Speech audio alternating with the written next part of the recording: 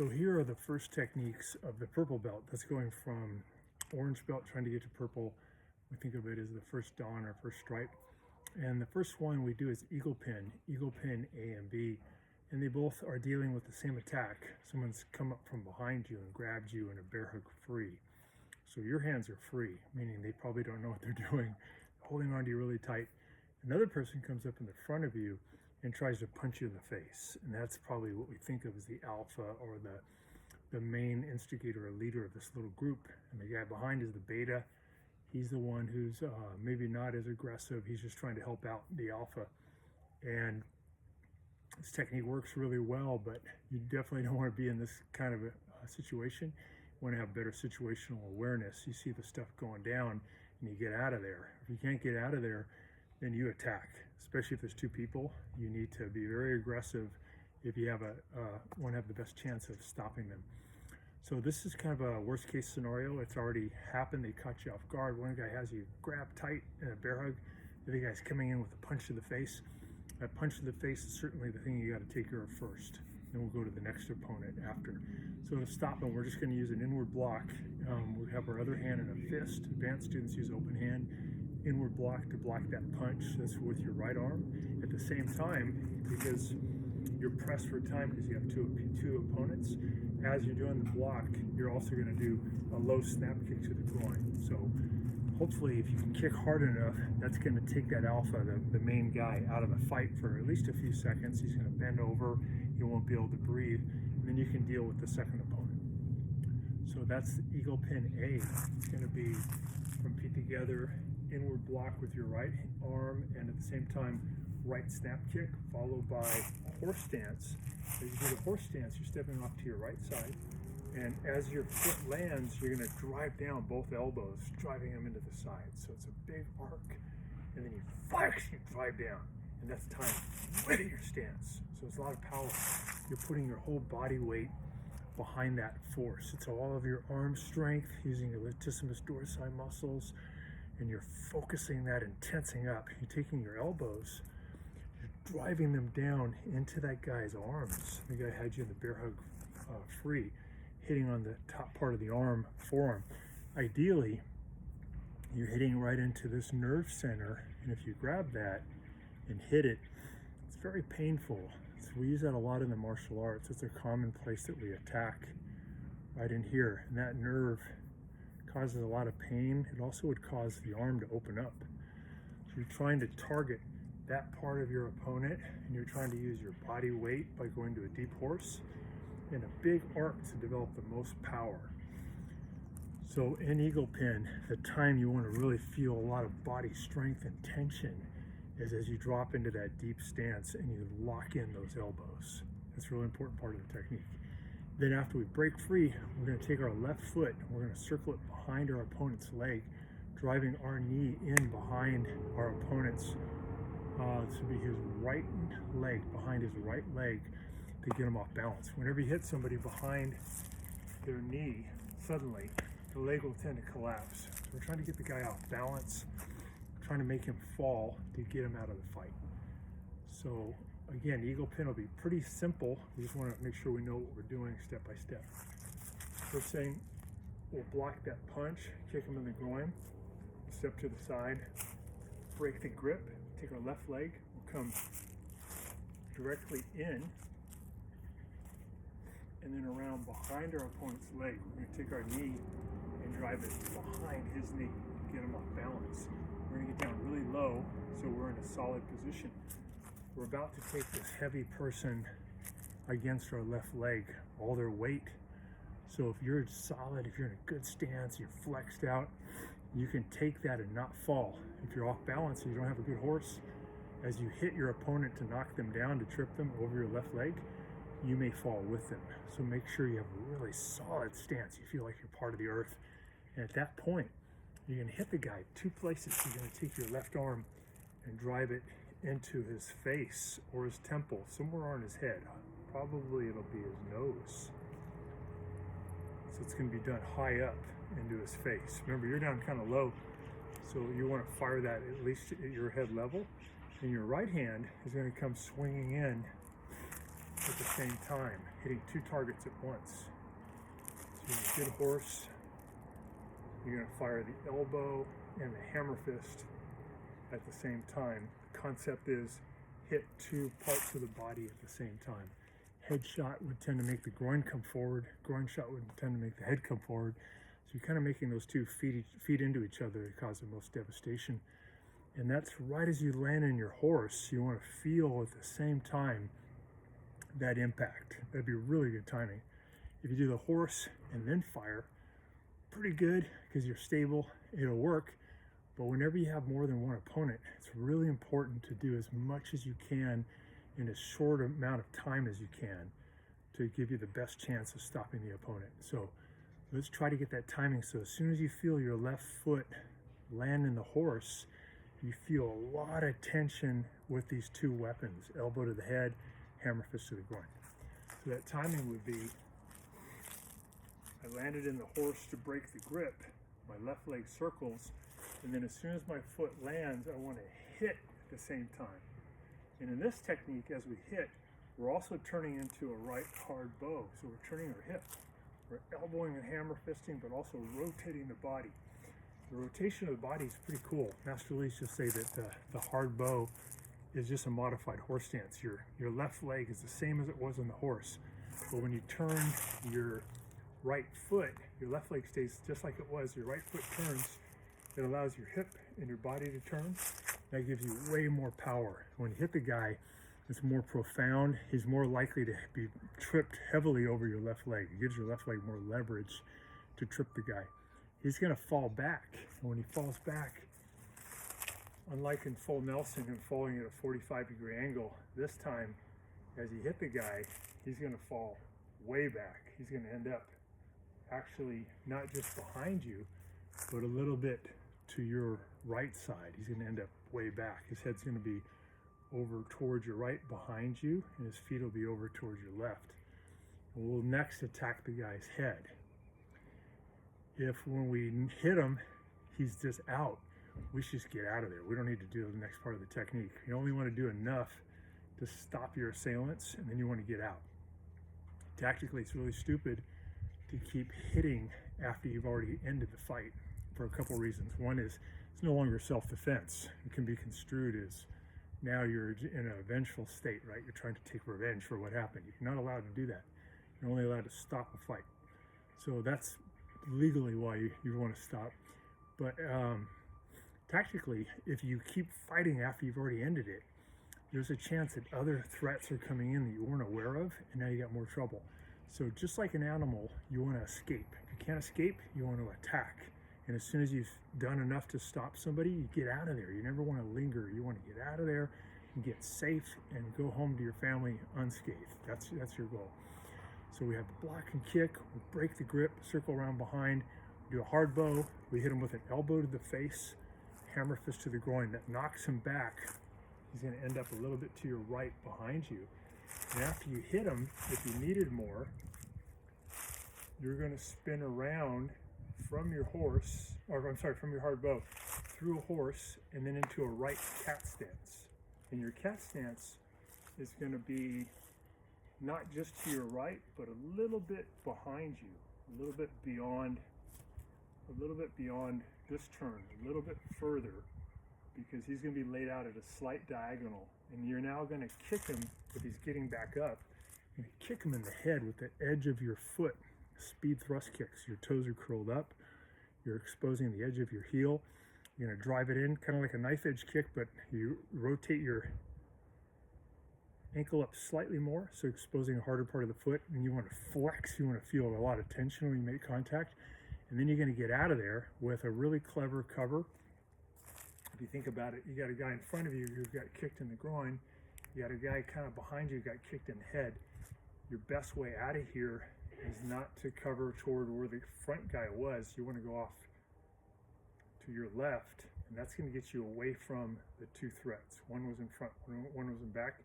You want to go that way. So after we spin around to the cat stance, we fired the speed thrust kick to the head, and then from here we're going to cross step to get away, going to your left, and then out to a horse. And that's eagle pin A. So it's a really good technique. It teaches, for the second time in our training, we're dealing with two people. First time was back, last belt we did opponents at sides. So that was a great technique, very aggressive. Better technique in a way because we took care of business before it really got bad. In this case, we got caught off guard. One guy's already got us, the other guy's gonna punch us. So not as good, but it is a way to deal with that situation if we got caught off guard. So eagle pin B is gonna be the same attack. Guy's got you in a bear hug free from behind. Guy's gonna punch you in the face from the front. You're gonna do the same thing as he did in A. You're gonna block and kick this guy in the groin. Step to your side, break his grip. You're gonna circle around behind his leg.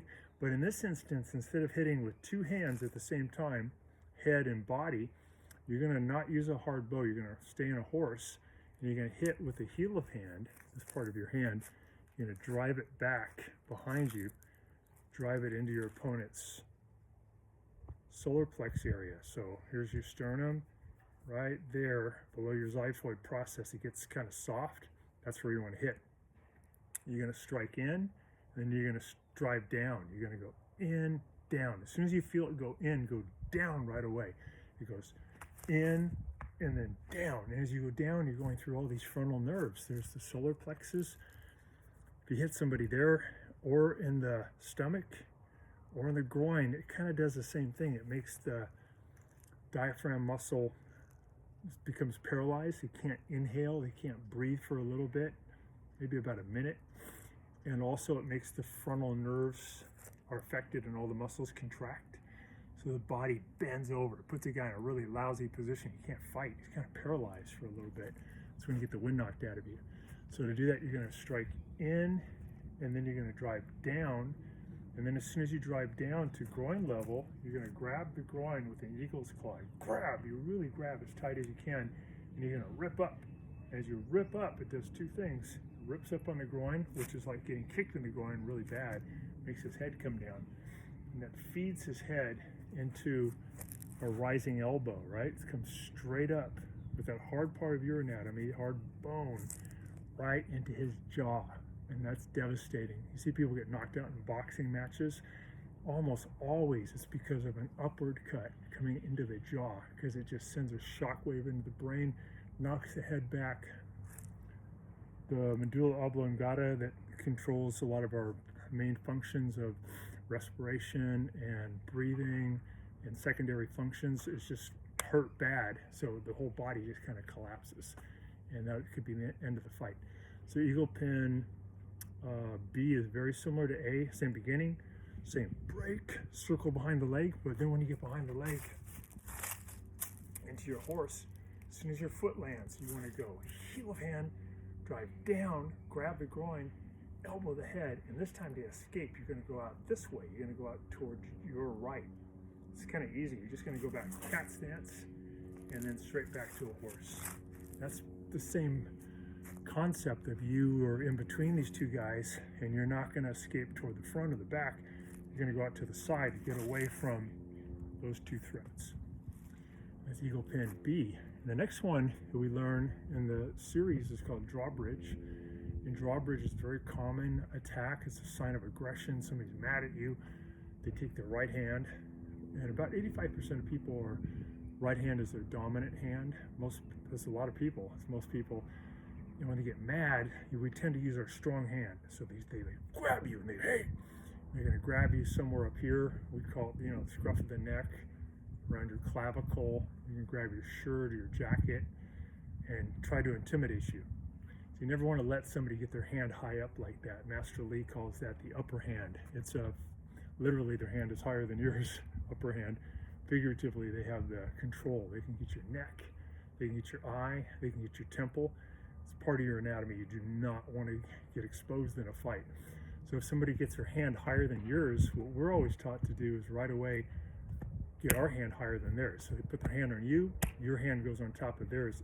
Instantly and instinctively, you get the upper hand. You grab and you gain control of that threat so that it can't do damage. So in drawbridge, when he grabs you, your left hand is going to grab near your left clavicle. Because a right-handed person probably, when they grab, we don't know for sure, would probably grab straight ahead. They probably won't go across their body to grab. That'd be grabbing this shoulder. They're going to grab, if you can imagine, it's like a mirror image. If you can imagine if someone's in front of you and they grab with their right hand, they'll be grabbing this shoulder. So you're going to trap that shoulder, and as soon as you trap, you're also going to hit the guy with a hammer fist, one of the best weapons we have, one of the most solid weapons we have. We learned how to do brick breaking and board breaking. It's one of our best weapons for breaking through big, thick wood or brick. We're going to hit with that to hit bone. We're going to hit the clavicle. Clavicle is that bone that goes between your shoulder and your sternum on both sides, and you're going to be hitting your opponent in his right clavicle. So that arm that grabbed you, his right hand, you're going to attack that thing, that threat, that right hand. You trapped it, and now you're going to mess it up. You're going to come in with a hammer fist. You're going to hit with a high arc. Your hand's going to lift and drive in, slight downward angle, and hit right in the middle of that thing. So not on the end where it's strong, or on this end where it's strong, but right in the middle where it's weakest. And you're going to try to break the clavicle. And if you break the clavicle, very painful, it probably would end the fight. Also underneath the clavicle, you have a big root nerve coming off your spine that brings signals into the right arm. And if you smash the clavicle, that nerve could get squished and cause the arm to just go out. It's also a big blood vessel that comes up from your heart, runs down into your arm to supply blood. This also runs underneath your clavicle. So if you break the clavicle and it smashes inwardly, it's going to cause damage. It's painful, it's damaging, probably would end the fight. So if somebody grabs you, as soon as they grab, those two things happen, right? You have to trap and you have hit one motion. So it's like you got hit by electricity. As soon as he touches you, bam, you hit him, and the fight's probably over. To add energy to that, though, to give you more power as you hit, your right foot steps forward into a horse. And this is kind of weird, but you know how we do heel-toe position usually. This time, it's negative heel-toe or backward heel-toe. Your right foot doesn't, toes of your right foot don't line up with the toes of your left foot. They go a little bit that way. So you're in a backwards heel-toe. Your back is to the guy a little bit because you put your right leg right behind his right leg. And when we fight close in, we like to do what's called a knee check, where we put our knee up against our opponent's knee so we have control. We can break his knee, knock him off balance. Or a hip check. A hip check is where you take your hip, you drive your hip into their hip. And that's what you're trying to do here. You're trying to get your right hip and drive it into their hip as you make contact with that hammer fist. So three things are happening at the same time. Controlling, striking, and driving your hip into your opponent's hip to get them off balance. A hip check is designed to throw a person off balance, and you're also getting your hip lower than their hip to allow for you to throw them over your hip. So whenever we throw people, there's three things that Master Lee would really push with us as students. He said, number one, don't try to throw somebody if they're just in a normal state. You want to cause a big distraction, either pain or blindness or something where they are just not thinking about you trying to throw them. They're thrown off, they're distracted.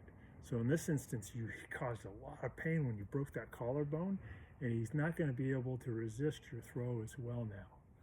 Number two, get your hip always lower than your opponent's hip. So if your opponent's bigger than you, your hip's already lower. That's kind of good. So always get your hip lower than your opponent. And three, throw them quickly. When you go for the throw, you have to really turn quickly into in this case, a hard bow, so that they don't have time to regain their stability. When you drive your hip into their hip, they're off balance. And then right at that point, you want to grab a hold of that same area that you hurt with your hammer fist. Grab in there, grab their jacket, whatever you can get. Grab into their bone if you have that kind of skill.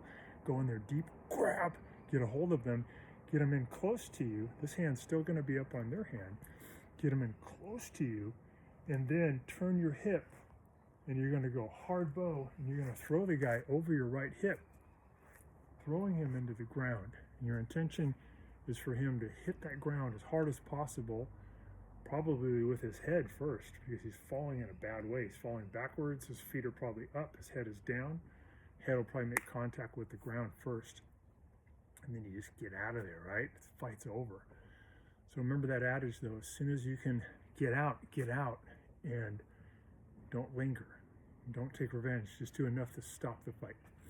So it's going to be a trap, it's going to be a hit to the collarbone. If you have to do more, you grab that same area, you pull the guy in, you go hard bow, you throw him down, hard bow. And then if you have to do more than that, there is a follow-up where you shuffle in, you get close to the guy, you drop down onto your right knee, your left hand protects down low, and your right hand punches over your left as you drop down on your right knee. So the knee dropping down gets you lower and adds your body weight, and you're timing that. So right as you drop to your lowest point of your broken bow, you're tensing up and punching the guy in the head. And you cover back cat horse. So if we see it from the side, it might make more sense. So you guys grab me from the front, grab him, I step in, I do the hammer fist, do the hip check, hammer fist, grab, pull him in, hard bow, throw him down, and then I'm going to shuffle in to get closer, drop down on my knee and punch him in the head, cover back cat horse. That one's a pretty short one, huh? That's eagle pin, oh, I'm sorry, that's drawbridge A. People say, why do they call it drawbridge? You have you and the bad guy, and when he grabs you, that's like a bridge between the two of you, like a drawbridge. So that's the drawbridge. And when you hit him, that's kind of like a drawbridge too, right? So that's where we use the name drawbridge. Just helps us remember the techniques. Drawbridge B, same attack. Guy grabs you with his right hand, same way. You do the same thing. It just has a different ending. You're going to trap, you're going to break his collarbone, you're going to grab, you're going to pull him in, you're going to throw him down. But this time when you throw him, instead of letting go with both hands, the one that had him initially, after you hit him, you grab, you pull him in, you throw. You don't let go with this one. You keep holding on. As he falls, you're going to grab his arm with your two hands. You'll end up with his arm. He's on the ground looking up at you like, oh, what are you doing? And you've got his arm with both of your hands. Hold it tight, right? You throw him down. This one open, your right hand opened up, left hand still holds him. Grab underneath. Right hand grabs underneath the left. And then you hold on, you lift up your right leg, and you're going to drive down a heel stomp into the guy's, here's his arm. You're going to drive into his body right here, into his armpit, as you lift up.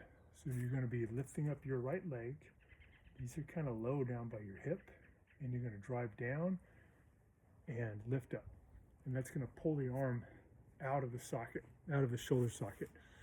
So his right arm is messed up. You broke his collarbone, then you yank that same arm out of socket, and that's probably all you need.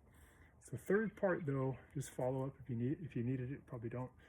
It's where you're going to bring his arm over your femur, over your leg as a fulcrum, and you're going to make his arm bend the wrong way. He's going to be laying on his back. His arm's going to be up over your leg, and you're going to come down and make his arm bend the wrong way. You know, the arm can go about to there, but if you make it go any further, the bone doesn't break, but the joint falls apart, and that's really painful. So that's the third thing that you would add in if you needed it. So that's drawbridge B. So it's got the same beginning. We're going to do it from the side here. Trap, step in, hammer fist, grab, throw the guy, let go with your right, but left hand stays closed. Grab underneath, take your right leg, lift it up, and then stomp. And after you do the stomp, you're going to spin around on your left foot. Take your right leg and swing your right leg around. Pivot on your left foot. And after you swing around, the right leg will be behind you. And now you're going to drop down on your right leg, and you're going to drive your fist down. And as you drive your fist down, that's when you're breaking his arm over your femur. So you had them, right hand was underneath the left, did the stomp when you spun around. Now your left goes down, left is palm down, right is palm up, break his arm. Then from there you're going to cover back cat horse. So B is a little bit more intense, right? It's doing more damage. You broke his collarbone, you dislocated his shoulder, and then you broke his elbow. So drawbridge B, same beginning, trap, break, grab, throw, grab, and you're gonna lift up, do your stomp, and then spin, and then you're gonna go break, cover back, cat horse. So that's technique number 2. Technique number 3 is flashing wings. And flashing wings introduces a whole bunch of new ideas about fighting that we really hadn't learned until this point. And it's pretty sophisticated. It's almost more like a green belt technique, I think, but it's kind of fun to learn it at this point in our training. It's a right punch attack, so he's throwing a right punch. Remember, 85% of people are right-handed, so it's a common attack for a right-handed person who's mad at you, wants to hurt you. They're throwing a right punch at your head. You interpret that punch as being straight line. You think of it as straight line. If it's a hook, roundhouse punch, a haymaker, this technique wouldn't be appropriate. But you read it, you may be wrong, hopefully you got this right. You read it as being a right straight punch. It's never good to wait to get hit by a punch. If you have a choice, you should get out of there, right? If you can't get out of there, you should hit first. Don't wait to get hit, because then you have to try to read and you might get it wrong, and it doesn't make sense. Why should you wait, right? But you got caught off guard, something's flying at your head, you think instantly, I got a straight line coming at me, a straight line punch. So when you have a straight right punch coming at you, the tactic is almost always the same because it's really effective. You want to go to the outside of that right punch. So your left foot would step in to about 11 o'clock. You're looking at a big clock around you, 12 o'clock straight ahead of you, and then 11 o'clock would be a good spot to go. And that punch will go right past you, and you're going to be on the outside of it. When you're on the inside of a punch, block in like that, like an inward defense. It's good because it gives you a lot of places you can hit on the bad guy, but at the same time, he has a lot of places he can hit you. When you go to the outside of a punch, when it's the right punch coming in, and you go to the outside, then on the outside, you still have some good places to hit, but it's very hard for him to use his weapons. You tied up his right arm, he can't use it, and he can't get you his other hand, he can't fire his kicks very well, he's tied up. Not very long, only for about maybe a second, but for that time, he can't fire the weapons at you, and then you could fire on him. So in flashing wings, when he throws the punch at you, you step to 11 o'clock, and so that you don't get hit, you do an inward block. So you're stepping out, inward block. By the time your foot lands, you want to have that block right in position. Your other hand's over by your solar plexus, and if you just stood there and someone punched you, you didn't move your feet, you just blocked, probably going to be okay. If someone punches you and you don't block, you just do that, probably good. But if you do that and you do that at the same time, your chances of getting hit go way, way, way down. That's why timing is really critical, right? So you always want to get your head offline. That's number 1. Get your foot out there. That's good. And get your hand up there right away so you don't get hit. You can practice this with your teacher or with your friend. Slow punches at first, and then gradually faster and faster to try to get your timing so you can step offline and block. After you block, right away you turn into a right hard bow, and you pull your left hand way back to a set position, and you drive a right elbow, it's called a glancing elbow, through the lower rib cage. So you're going for the floating ribs and the false rib down here, which are not very well connected to the sternum. One just isn't connected at all. It's only connected to the spine. And you're trying to hit those bones with a very hard part of your body, your elbow. Awesome weapon for board breaking and brick breaking. You're going to go through that target. You're going to hit it and go through the ribs. Now, it isn't like you stop on contact. You go in and through. And since the ribs are somewhat flexible, it allows that. You can hit and go through. After you go through, you fire another elbow. So it's 2 quick elbows. It's block, ribs, head, and then you're out of there, because that's probably it. Hits me in the ribs, they bend over, you smack them in the base of the brain with an elbow. It might hit his temple. Anywhere on the head's good, but probably the base of the brain. And then just get out of there. If you can't get out of there, if you feel like you still got to do more, then your right hand goes through a big high arc and you chop down to the same target, base of the brain. And as you chop down to the base of the brain, you also pivot into a horse. If you just do the chop, it's a lot of power, but if you pivot, it adds a lot more energy. It gets your body turning and you're dropping into your stance. While you do that, your other hand comes up behind you. We've never done that before. That's an interesting thing. Brand new idea for us. Your right hand's going to hit, but as it's hitting, your other hand's already cocked up and ready to do the next thing.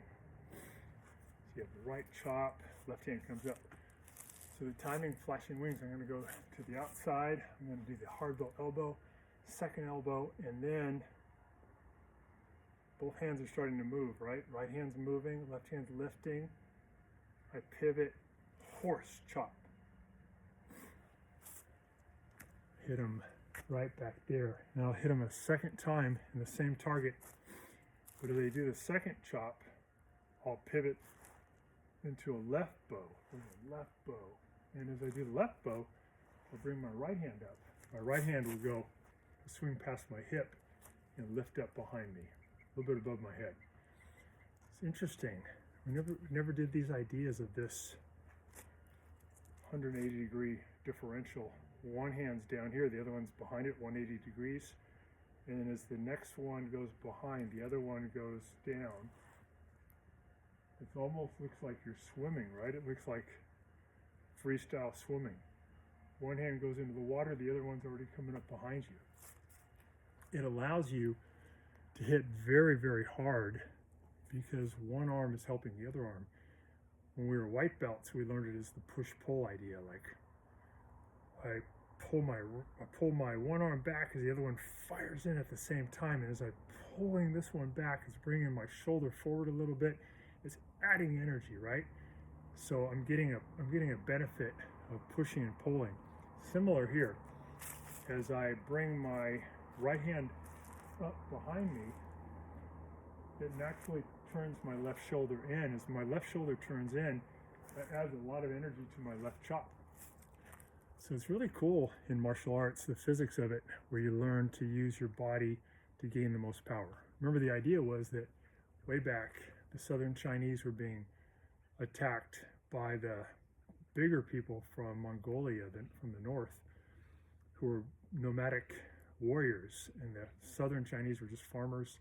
They had to have some way to fight against these larger people.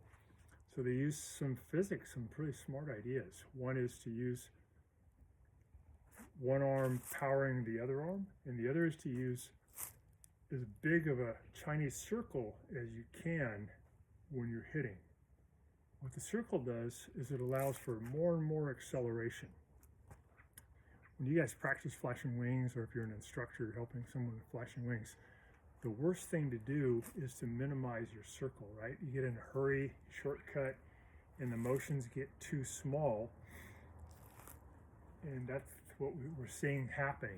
That's a mistake, because you're losing so much potential. In essence, flashing wings allows us to hit someone as if we're really far away, as if like we had a plastic arm. And I could fire at the camera right now. I'm pretty far from the camera, about 8 feet away. But if I could fire from this far back, my arm could just be plastic and just keep going. By the time I got to the camera, it'd be going really, really fast. The more distance, the more speed you can develop, more acceleration. I don't have a plastic arm, so I can't do that. But if I use flashing wings, think about it. My backhand chop, my left chop, we watch how far it travels. It's interesting. So here I come with my right chop. My left hand is getting ready to do its next chop. It drops. It lifts. goes through a really wide arc, and then it comes flying down. Let's measure about how far that thing goes. It's unusual for me. I'm a bit tall. I'm 6'4", but it doesn't make that much difference. You could be 5 feet tall and still hit really hard if you use a wide arc. Let's measure for my height though. So we did that elbow. So we got, let's see the travel of this hand. 1 foot, 2 feet, 3 feet, 4 feet, 5 feet, 6 feet, 7 feet, maybe 6, 7, 8 feet of distance before it makes contact. That thing's moving, right? I had a chance to really accelerate. So that's the magic of the Chinese circle. I can be this close to my opponent. It's about 1.5 feet, and I can hit as if I was 8 feet away by utilizing that huge Chinese circle. So really pay homage to all these great people from our past that designed these techniques by not ever shortcutting. Always insist for your own self, or if you're an instructor helping your student, the widest possible circles to allow the most power to devastate the opponent and get it over with, right? End it and get out of there. So flashing wings, inward block, hard bow elbow, second elbow, big chop with the right hand, hard bow, second chop, and then pivot into a horse stance, and we're going to fire. So go past our right hip. We're going to fire a sword hand, pull our thumb back, exposing the ridge, sword hand into either the windpipe or the side of the neck. And that's powered by our left hand coming back, our shoulder coming back, and pivoting into a horse, our right hip pivoting in to allow more power. That's the end of the technique, and then we're just going to cover back with our right foot behind us. That's flashing wings. Inward block, hard bow elbow, second elbow, 2 chops. First one is with a horse. Second one is with a hard bow. Pivot back to a horse, sword hand, and then cover. So we'll cover more of these soon, but I just want to give you guys a few of these. That was eagle pin, drawbridge, flashing wings. All right, thanks so much for watching.